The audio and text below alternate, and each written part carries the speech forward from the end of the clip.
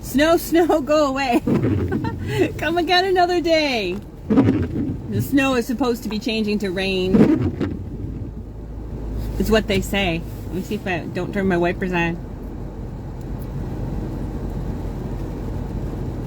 I'm sitting in the driveway at the post office at on Hayes Road. Yeah, not loving this. But you know what? It is Michigan and we're still in April. So, alright. So, oh goodness gracious. I just ran out while I was doing work, a regular job. But the very important thing that had to be done today was to get our tax bill into the mail. So, it's in the mailbox currently as we speak, unfortunately. And I put Christmas stamps on them because, well, that's what I had, and they're forever stamps. Because we put off, today is the 17th, and the deadline for the taxes today is for the 18th. So the deadline's tomorrow. So the stamps I actually had were Christmas stamps. And I just figured, you know what? I'm going to tell the government, Merry Christmas. Here's some money. And it seems like there's a lot of money going to them. But that means that we apparently had more money than we needed to have during the year, I would say. But, so today I just wanted to, just a quick one about how life is full of group projects. So here's a story with just using the taxes as an example. You know, so we both work. As the W-2s come in, I collect them. As tax information comes in, I collect it. I keep it in one spot. I make the appointment. We both show up. We ask our questions. We do our things. We sign the tax return stuff. He usually whips out some kind of plastic to pay for the tax filing, and I hang on to the tax bill until it's time to time to send in. This year he finagled monies around from our accounts to be able to pay for it, and he actually had been setting aside some money through the year because he figured we were going to have to pay again. And then he cut the check and filled out the form, stuck it in an envelope, and he asked me for stamps. I said, I'll get them for you, and I got them, put them on, and now it is in the mail. Well, it's in the post office box right now, today, and then I took a picture of my hand putting the envelope in the box, and then I'll text that over to him so he sees that it's done. He was getting stressed about the date. He's like, oh no, it's going to be the 15th. We got to get our taxes in, which I appreciate. I appreciate his concern about following the law. That's a good thing, right? You got to have people who follow the law. I sometimes want to break rules or be rebellious or whatever, and so he balances me out sometimes with obedience and compliance, and vice versa. Sometimes he wants to rebel, and I say, I don't know if that would be worth the drama. So we balance each other out. It's a group project, and I don't know about you, but I never loved group projects because I always felt like one person was doing all the work.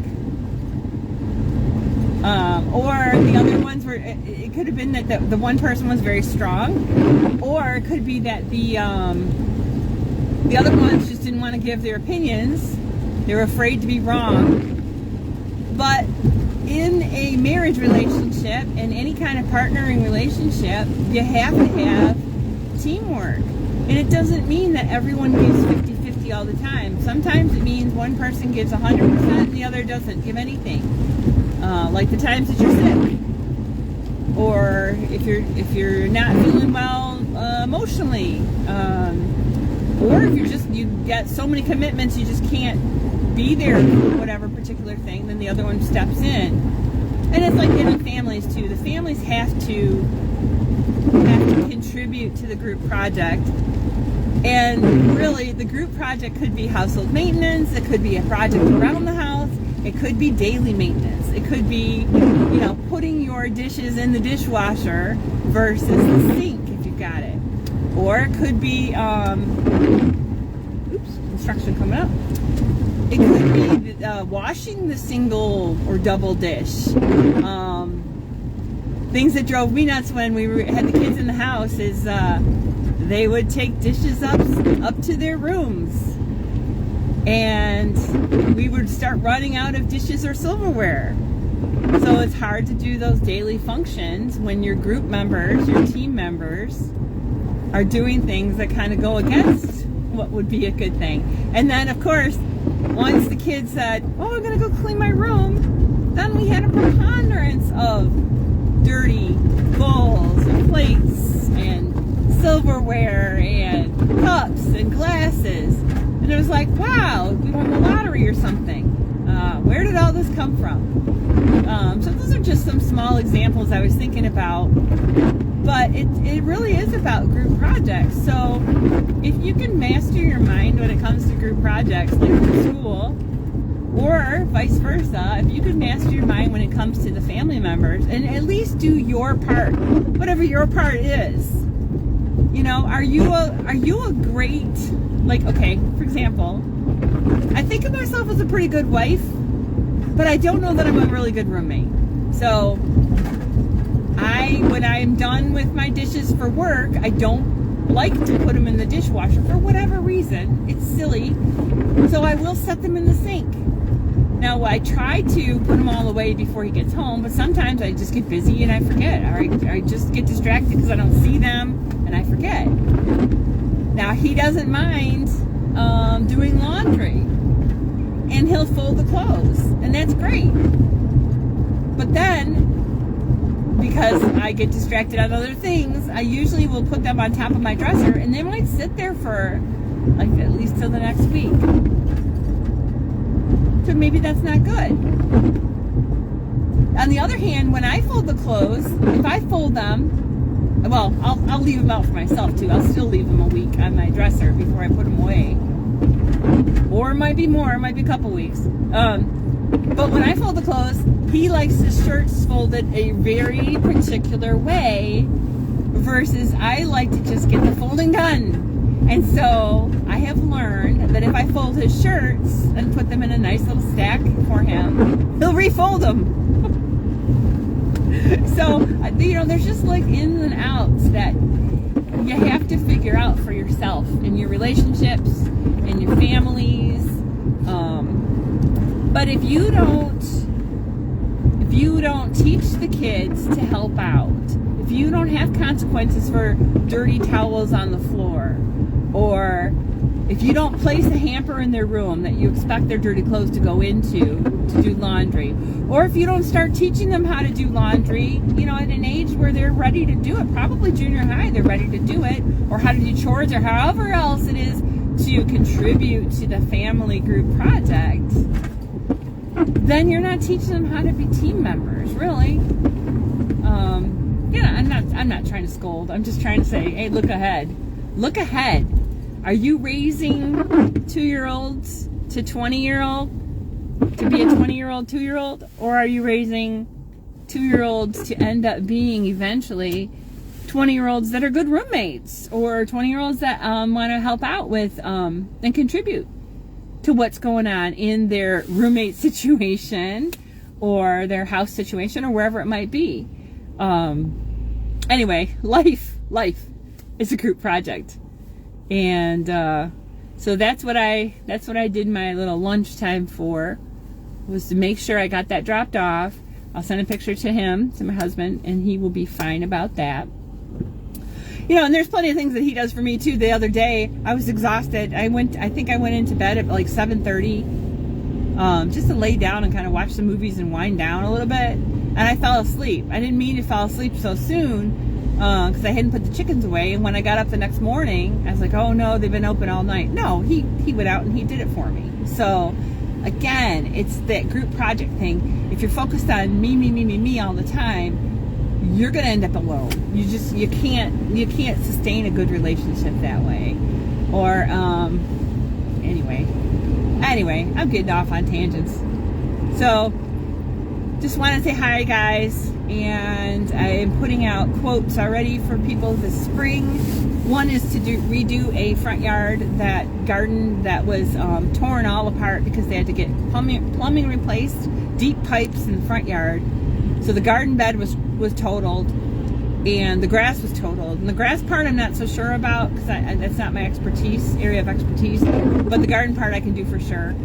And then another client wants some transplanting done, which it would be simple transplanting. She could do it herself. It's not that difficult. It's hostas, and I think it's squills, because it's some real small blue flowers, and they're spring bulbs, and they're doing a whole lot of work along the side of their yard, so they need them dug up and moved. And I actually will divide out the hostas so that she'll have multiple hostas as well. But she just had knee surgery in mid-March, and she's kind of hobbling around on a cane and trying to get physical therapy to restore herself back to normal. So those aren't things that she can easily do for herself. And she's got a big yard. She's got goats and chickens and raised vegetable beds, and she's got other things to tend to. So I'll be able to help them out. And recently spread wood chips for a customer. They already had them. Oh, and I'll be putting in a flower bed, an elegant flower bed for a customer before they have a graduation party for their daughter, which will be fun to do. And and I just did a mini consult through Messenger for a client who wanted to know the best places to put red currant and raspberries in his yard. So I mapped it out using Google Earth. I took measurements. I looked at the requirements for each plant just to make sure, and I gave him detailed instructions of if that was my yard, where I'd put them for their best health, and for best care of them, and how I would do it. And that was all done through Messenger. And so if you have a specific question about something and you would like to do like a mini consult through Messenger, that would be great too. I don't mind doing that. I can help you out with a lot of different things. I also, quick plug for the Etsy shop I have out there. I have some webinars, some mini lessons. I have some handouts for like preschool activities and to help with chipmunks, to help reduce the chipmunk pressure. I have those on my Etsy site. I also have some do-it-yourself downloadable plans for you, step by step, including all the materials, exactly what you would need to do particular projects and the steps to take to do them. And I will be adding some more do-it-yourself projects to the Etsy shop as well. So at any rate, life is a group project. Keep that in mind. What kind of group project member are you being this week, or this month, or this year? And there's always room to kind of evaluate ourselves and say, I could do better on this part, or I could help out better on this area. And there's always room to until everybody's dead, everyone still has a chance to do a little bit better and be a little bit better group project member. So anyway, guys, love you. Thanks for listening to my rambling. And this is Tammy Lowe, LazyNorthernGardener, Macomb Township. Hoping you learn and grow some more. Love you guys. Bye.